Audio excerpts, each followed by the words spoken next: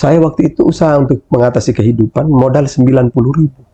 90.000. Buka kios, jualan di pinggir jalan untuk membiayai anak istri. Saya masih ingat seminggu untung bersihnya 7.000 perak. 7.000 itu 4.000 untuk istri makan dalam seminggu, 3.000 biaya dakwah.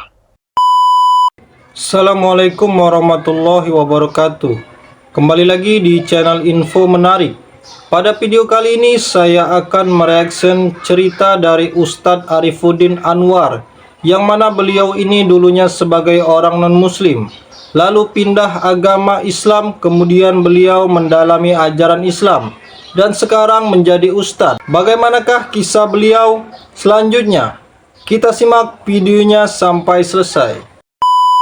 Assalamualaikum Ustaz. Waalaikumsalam warahmatullahi wabarakatuh. Kabar Ustaz? Alhamdulillah khair. Ini anugerah banget nih untuk BWA nih. Tiba-tiba Ustaz Arifudin Anwar bisa hadir di studio Wakaf TV di Jakarta.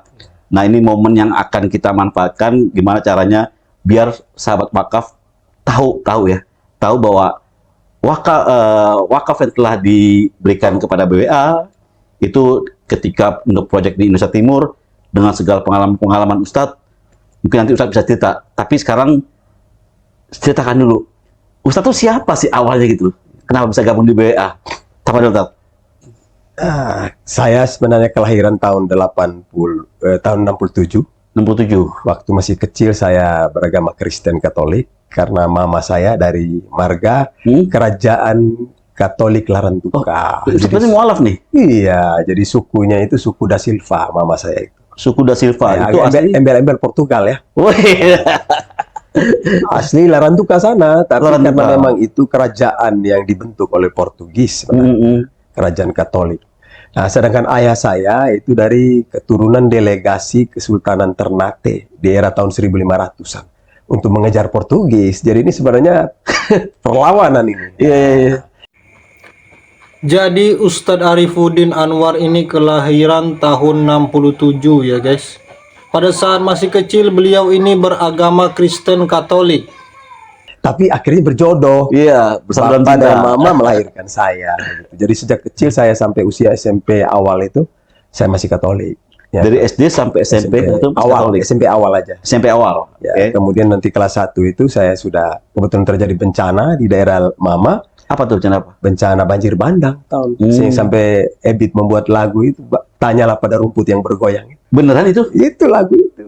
Baru tahu ini fakta terkuak. Jadi lagu itu dibuat pada saat Pada saat itu bencana 82 yang lumayan ribuan orang meninggal pada waktu itu. Karena ada 10 jalur banjir bandang di Gunung Ile Mandiri itu dari depannya 5, belakangnya 5. Salah satu korbannya saya, tapi saya selamat.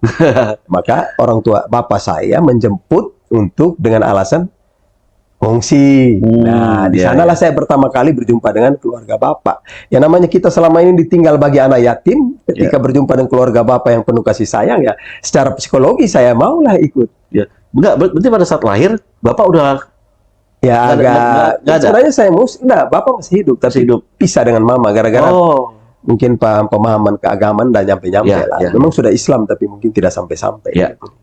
Mama kembali lagi ke Katolik. Sehingga bawa saya yang masih dalam penyapihan itu.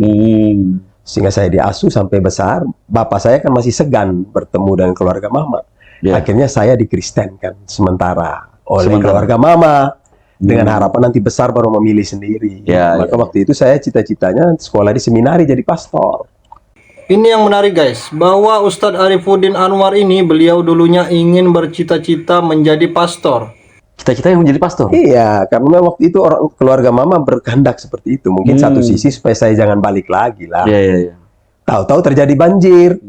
Bapak menjemput. Nah, saya sudah mulai kritis. SMP kan masa-masa sudah mulai kritis. Orang dulu kan sekolah itu sudah mulai tinggi lah dulu. Jarang yang kuliah lah dulu. Nah, akhirnya saya mulai tertarik dengan Islam. Jadi beliau ini yang dulunya ingin bercita-cita menjadi pastor, namun setelah melihat Islam, beliau kemudian tertarik untuk mempelajari Islam lebih dalam. Di Adonara itu, saya masih Katolik tapi tertarik dengan Islam. Dengan keluarganya dari Bapak? Dia keluarga Bapak, dengan Bapak juga kan ada Bapak di sana.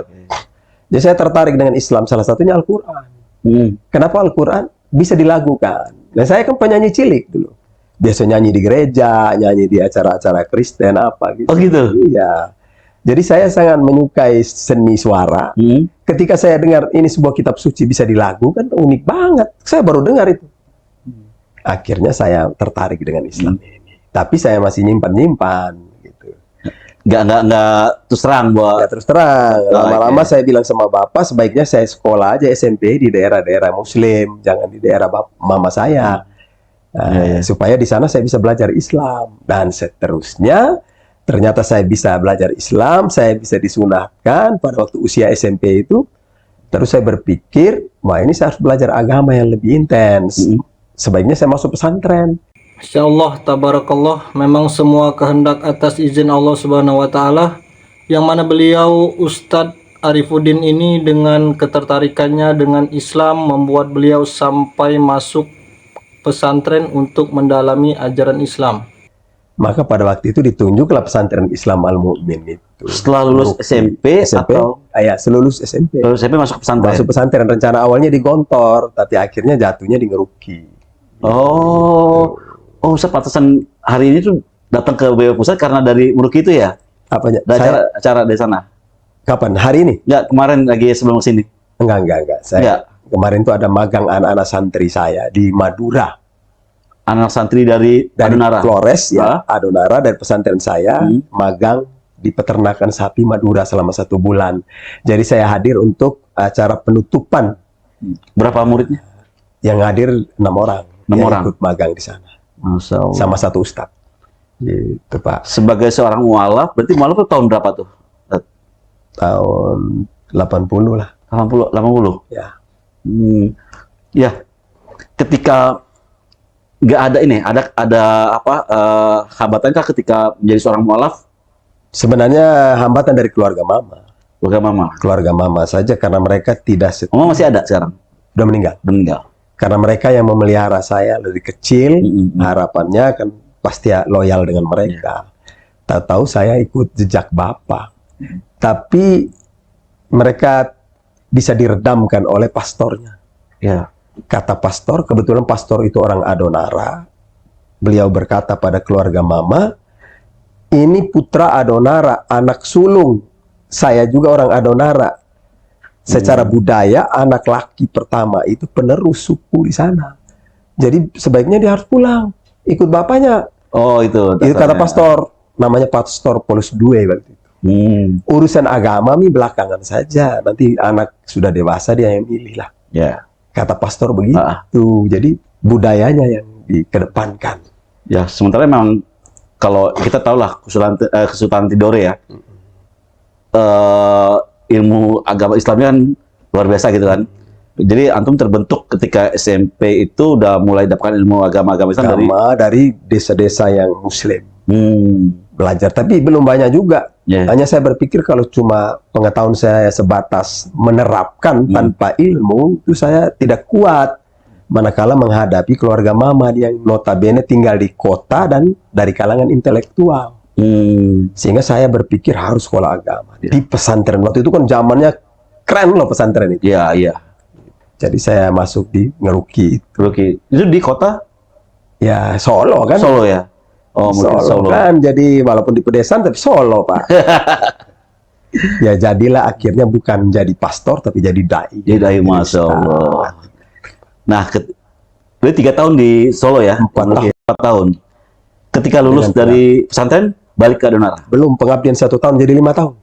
Oh. Baru saya balik ke Adonara. Nah, apa yang dilakukan Adonara setelah balik?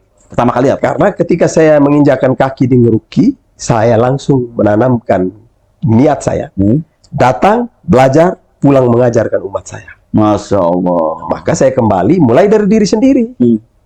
Saya waktu itu usaha untuk mengatasi kehidupan, modal 90.000. Buka kios, jualan di pinggir jalan untuk membiayai anak istri. Saya masih ingat seminggu untung bersihnya 7.000 perak. Masya Allah, di mana beliau ini sangat bersungguh-sungguh untuk mengajarkan agama Islam dengan bermodalkan uang 90.000 untuk membuka kios dan berjualan yang pendapatannya dalam seminggu hanya 7.000 rupiah. Ini sangat luar biasa perjuangan beliau ini. Semoga Allah Subhanahu wa Ta'ala selalu melindungi orang-orang soleh seperti ini. Amin ya rabbal alamin. 7.000 itu 4.000 untuk istri makan dalam seminggu, 3.000 biaya dakwah. Jadi saya berdakwah nggak minta-minta sama istri, Pak. Nggak. Istri juga nggak tahu duit saya. Gitu. Jadi sudah seperti itu, dirancang dari awal saya itu sudah begitu. Apa yang saya miliki separuh saya siap untuk dakwah. Mulailah saya dengan mengumpulkan teman-teman. Yuk, mungkin ada teman-teman yang dulu di Harokah, saya kumpul mereka, berikan pencerahan. Karena otomatis di Harokah itu kadang ekstrim berpikir. Situlah kita mulai coba meretas. Ini kita bangun daerah kita. Tentu kita harus paham dengan budaya setempat. Memang awal kehadiran saya, apalagi dari Ngeruki, antum tahu sendiri Abu Bakar Basir kan? Wah ini pasti ekstrim kanan. Wah ini agama baru, anti adat. Itu stigma negatif yang melekat puluhan tahun. Terus caranya Ustadz sampai akhirnya bisa diterima oleh apa yang mereka katakan ternyata tidak demikian. Dan saya meretas dari kebuntuan cara berpikir itu menuju kepada satu cara pola hidup Islami yang rahmatan lil alamin. Artinya saya menyampaikan kepada mereka bahwa ada pun di dalam Islam ini paham-paham yang dipandang sebagai pembaharuan, real, tidak bisa kita pungkiri. Maka saya memulai dari situ untuk memberi contoh pada mereka bahwa ternyata Islam ada juga seperti ini, tapi tidak menafikan apa yang sudah menjadi tradisi budaya yang diterapkan oleh orang-orang tua, yang rata-rata konvensional seperti Nahdlatul Ulama, kayak gitu, Nahdiyin lah, ya apa-apa. Dan ternyata hari ini semua sudah, ternyata begitu Ustaz. Jadi itulah penjelasan dari Ustadz Arifuddin Anwar, di mana kisah beliau ini sangat menginspirasi bagi kita sebagai umat muslim agar lebih meningkatkan ketakwaan kita kepada Allah Subhanahu wa Ta'ala. Mungkin sekian dulu video saya kali ini, semoga video ini bisa bermanfaat bagi kita semua. Saya akhiri, wassalamualaikum warahmatullahi wabarakatuh.